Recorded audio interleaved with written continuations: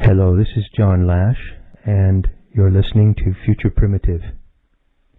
I'm here today to talk about an exciting and remarkable project that is taking place on our planet.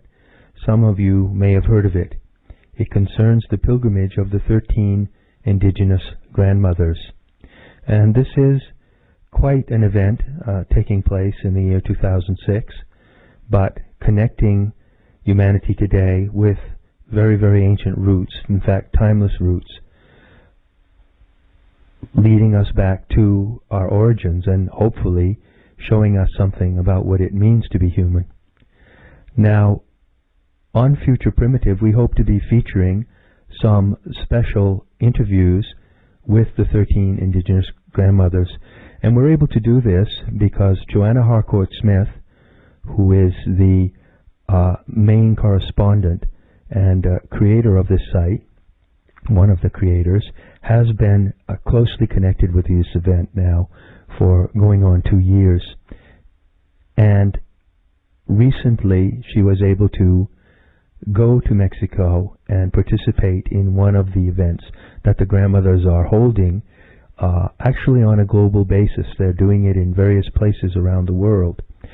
So my role today is to be the one who interviews Joanna and asks her to tell us about the 13 grandmothers, give us a little background about how this project evolved, and then also tell us about her experiences with them recently in Mexico.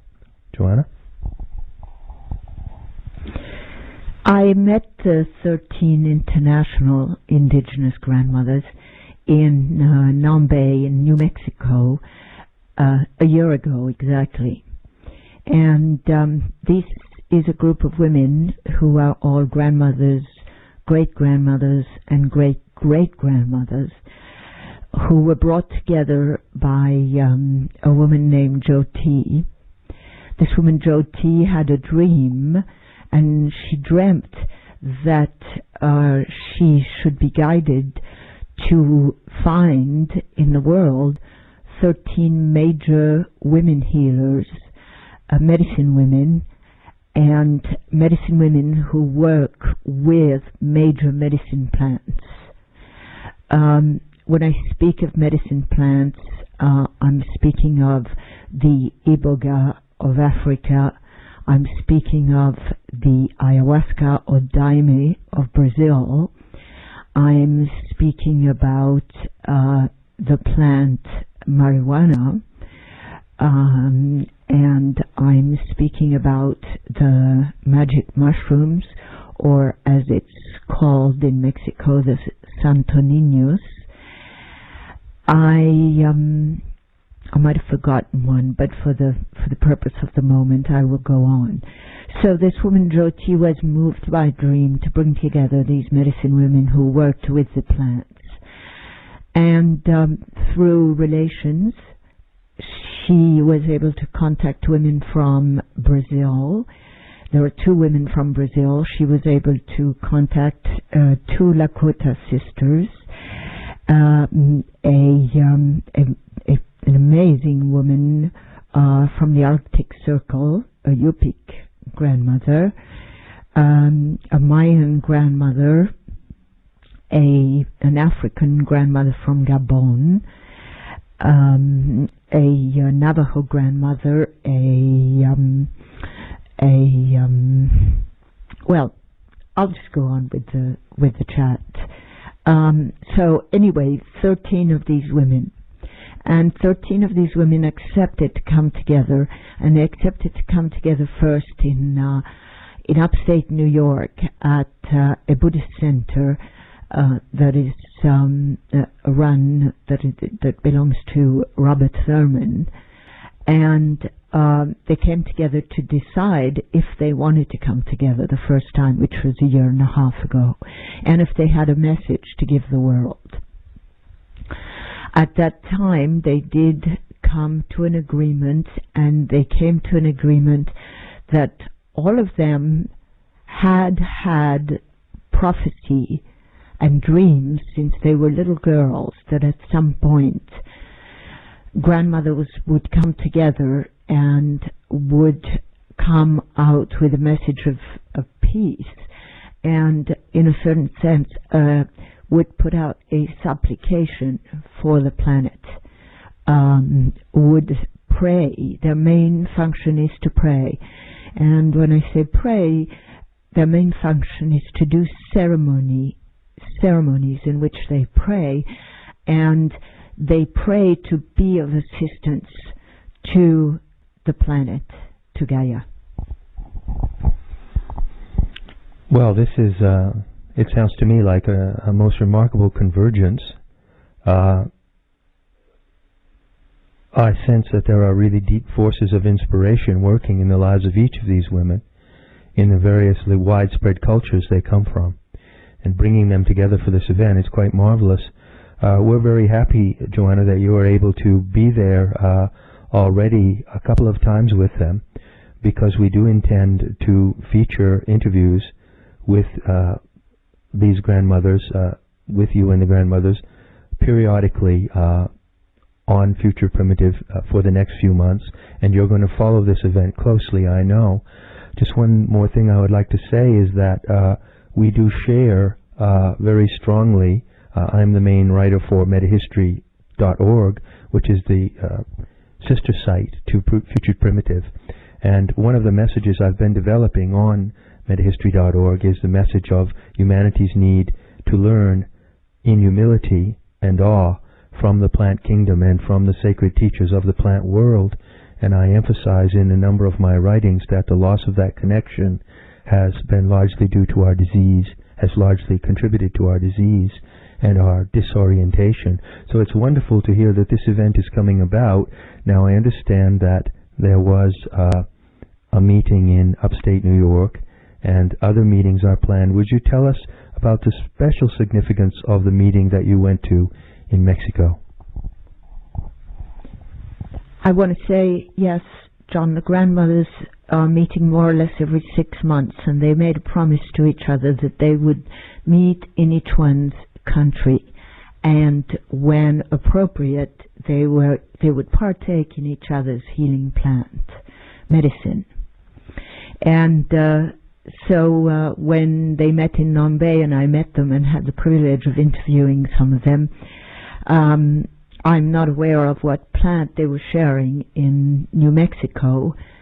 I do know that the indigenous people of New Mexico and the Navajo and so on do use peyote and do peyote ceremonies. I was not invited to any of those ceremonies, but I do know that I was very, very excited to come to their invitation to a little village about 7 hours above Oaxaca in Mexico, 7 hours of windy roads, 7 hours of mountainous roads, to get to this village called Huautla de Jimenez.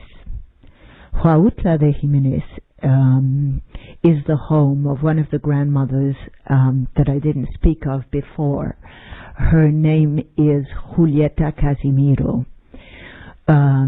People call her Mama Julieta.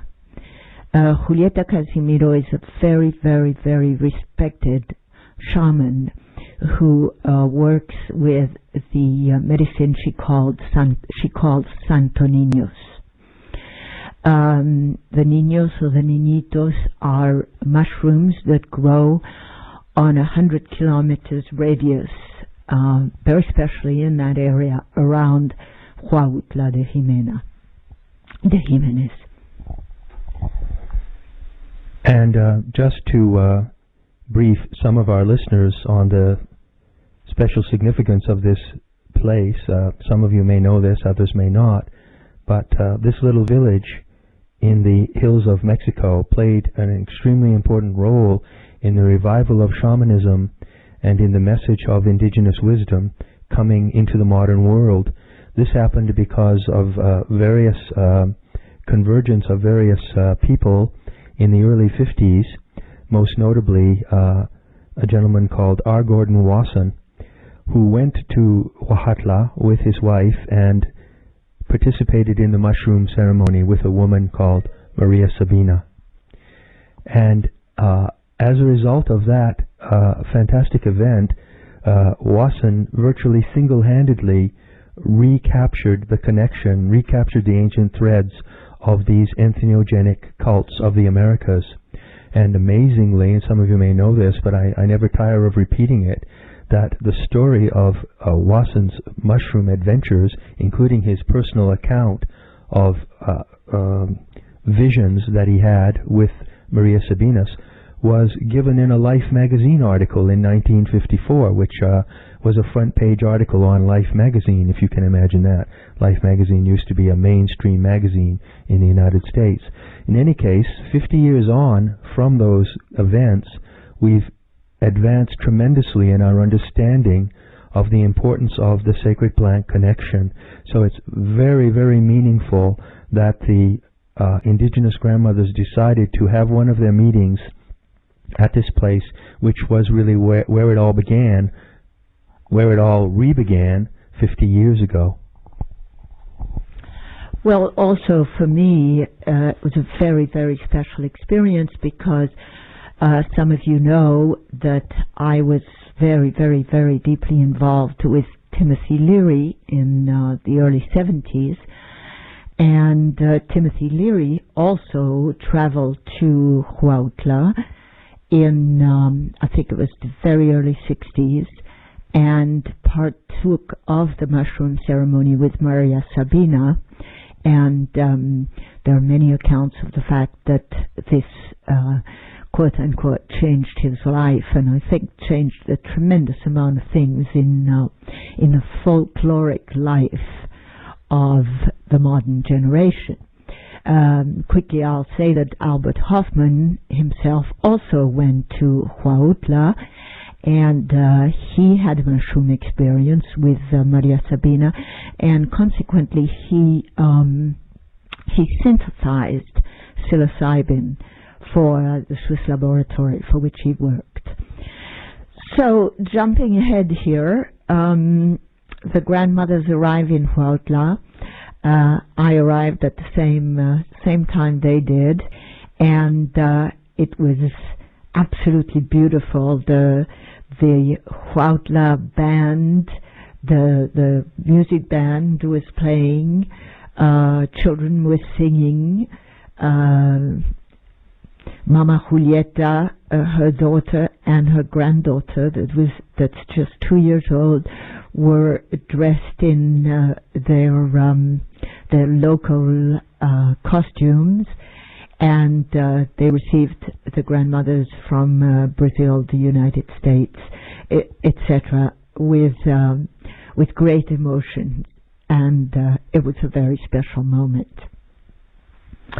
The next morning, so we stayed in these little hotels in this tiny town at the top of a mountain, and the next morning we crowded into Mexican camionetas, and we went higher up at the top of the village, and the Lakota grandmothers, the two Lakota sisters, and the Mayan grandmother led a ceremony. The Lakota grandmothers, one of the Lakota grandmothers had brought her son with her, Aloysius, who is also a shaman, and who was just back from doing shamanic sessions in Siberia.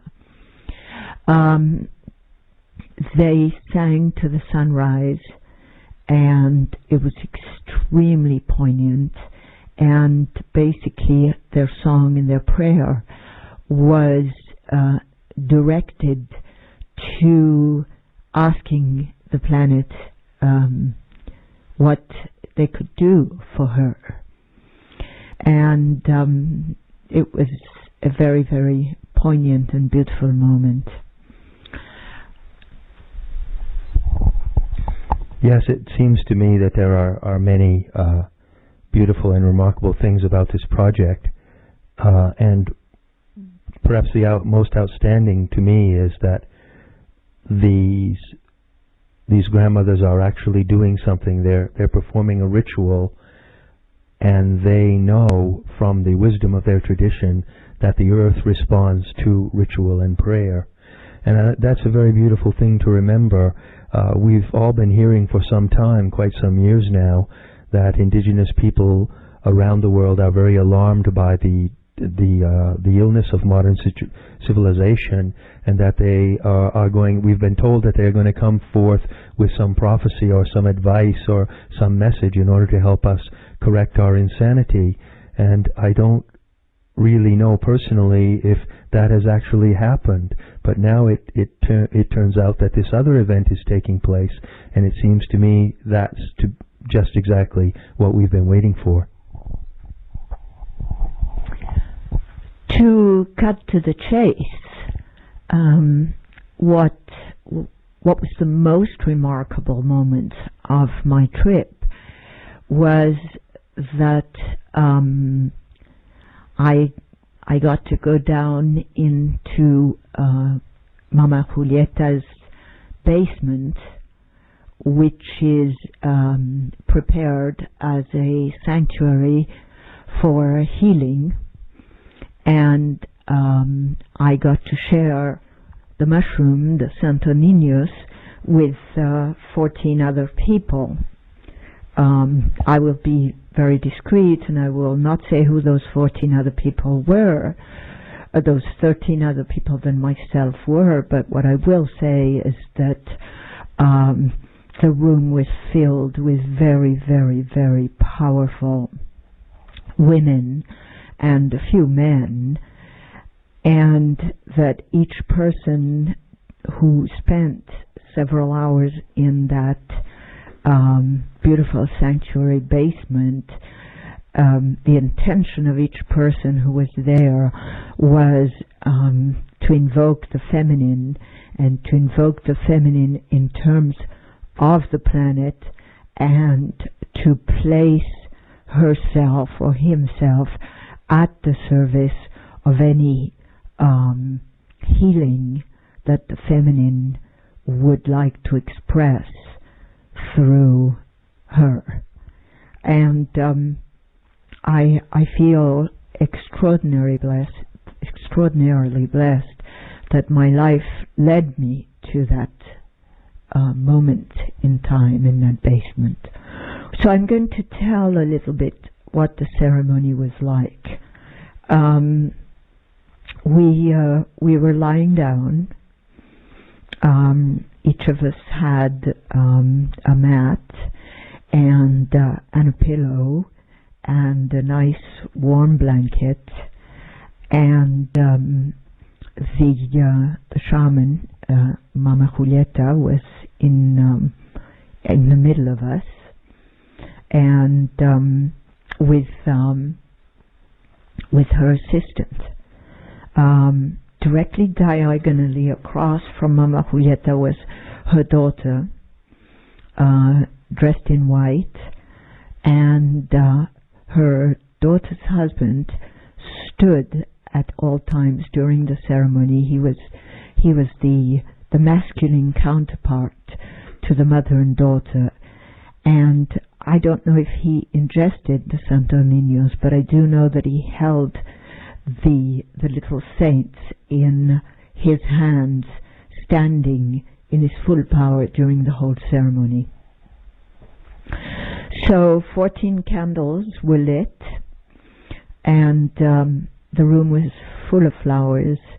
Mama Julieta said to us that the flowers are the messengers of the feminine planet, and then she distributed little saucers to each one of us with the dose that she felt was appropriate for each one of us. And on each plate with the mushroom were 3 cocoa beans. Beautiful, plump, gorgeous cocoa beans, about about the size of the last phalange of my thumb. And she explained that we should ingest the cocoa beans first. We should crack the cocoa beans in our teeth first, and that the cocoa beans were the keepers of the door, and that we should ask the cocoa beans to take us through the door and entrust us into the hands of the Santo Niños, the little saints. So the room was darkened. Each candle was blown out, and the room was in absolute darkness. And I happen to know that the indigenous people from Huautla who do these ceremonies believe that they have to be done absolutely in the dark. And we were told to lay back. After about 10 minutes, where Mama Julieta sang the rosary with her daughter, each one of them singing the song to the Virgin Mary, each one taking a turn. She was extremely hospitable and kind and asked if anybody wanted more mushrooms. And I can only speak for myself. I know I thought I would, and so I asked for more. And as I asked for more and held them in my hand, I was barely able. I ate a couple and then I couldn't eat any more. And I laid back, and this incredibly gentle feeling came over me. What I could describe as very nurturing. It was like this pale ooze of nurturing blue light. I see you want to say something, John.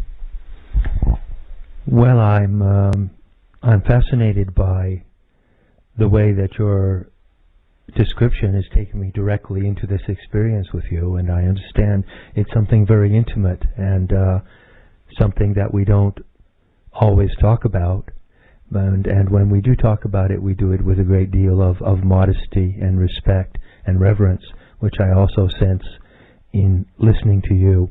And I believe the listeners out there will feel the same thing, and that they will understand that in broaching this subject and in following the worldwide pilgrimage of the indigenous grandmothers, as Joanna is going to do, we're always doing it in this spirit of reverence, respect, and sobriety. So it's very, very touching. I'm very moved to hear the description that you're giving. Well, thank you for bringing this up, John, because I want to say this. I want to say this once and for all on Future Primitive. I am sober. I value sobriety as the primary force in my life. It's the place from which I go into the world. And at certain times I believe that the entheogenic experience, the plant healing experience, it enhances my sobriety. Well, that certainly resonates to my experience as well, Joanna, and it's a very important message. If we're going to take the risk, and it is a risk, and we're going to take the responsibility to talk on some occasions on Future Primitive about the entheogenic experience. Of course, the site is not entirely dedicated to that by any means, but we will be talking about it as you follow and interview these wonderful women. And I think what you just said is the best possible guideline that you could give to any one of our listeners who's coming along on that journey with us. So I would like to say that this interview we're doing here today, at the beginning of June 2006, is the first of a series that Joanna will be doing, and we will keep you posted as these interviews emerge on the site, and we invite you to come along on this journey with us and to participate in the beauty and the power that these Indigenous grandmothers are offering to us at this time. So I know I sort of left you hanging, telling about my experience.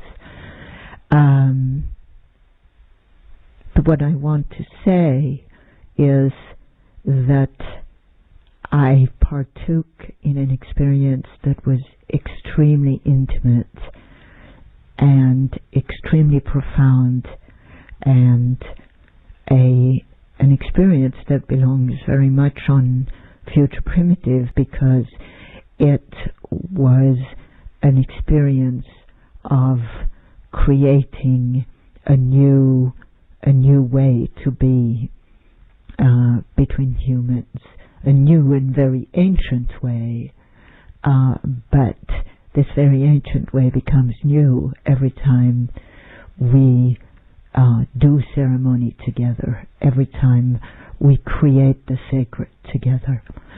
So we will talk some more soon, and I will be following, as John said, the pilgrimages of the grandmother. Thank you very much, Joanna. We'll leave it at that for the moment, and we will have a second. I'll have a second talk with Joanna in which she'll continue to describe the events that happened in the wonderful Mexican village. Thank you.